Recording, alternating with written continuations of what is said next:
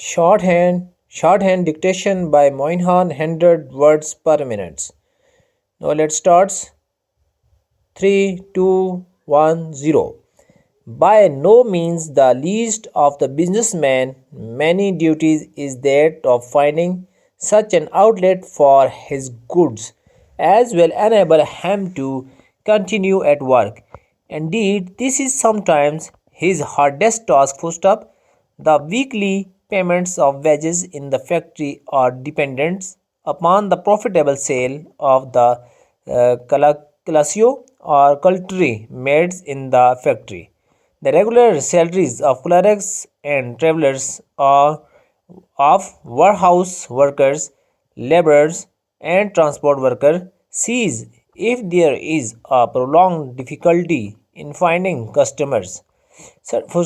Certainly, the factory owners whose overhead expenses are not much less when the factory is idle than when it is working at full pressures will work for stock even if sales fall off for a while.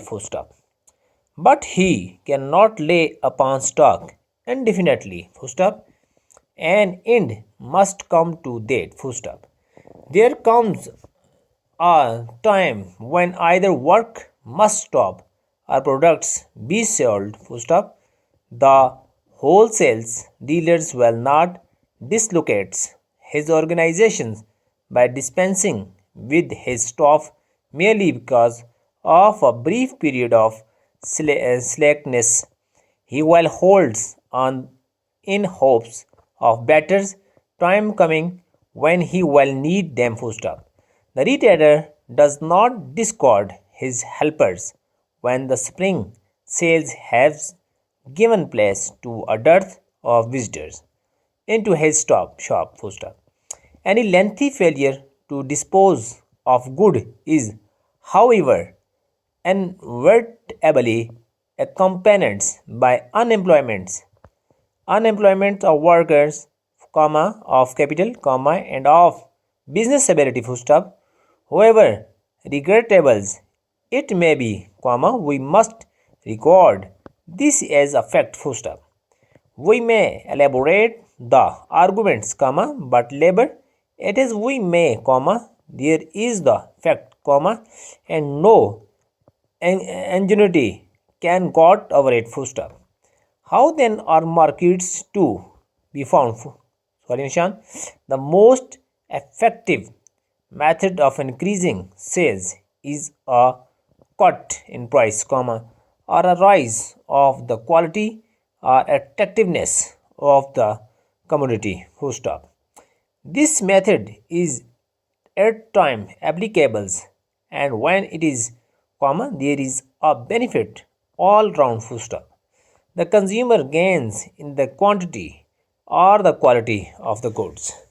The producers has the advantages resulting for productions on a larger scale from the customers or the quality of the goods.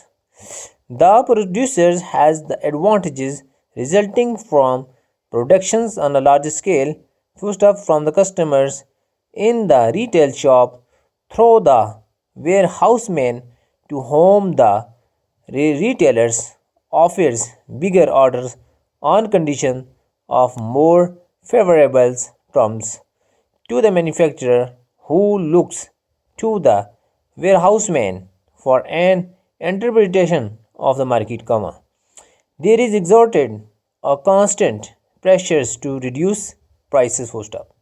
Neither the ingenious manufacturer nor anyone else can fix these at his whim or caprice.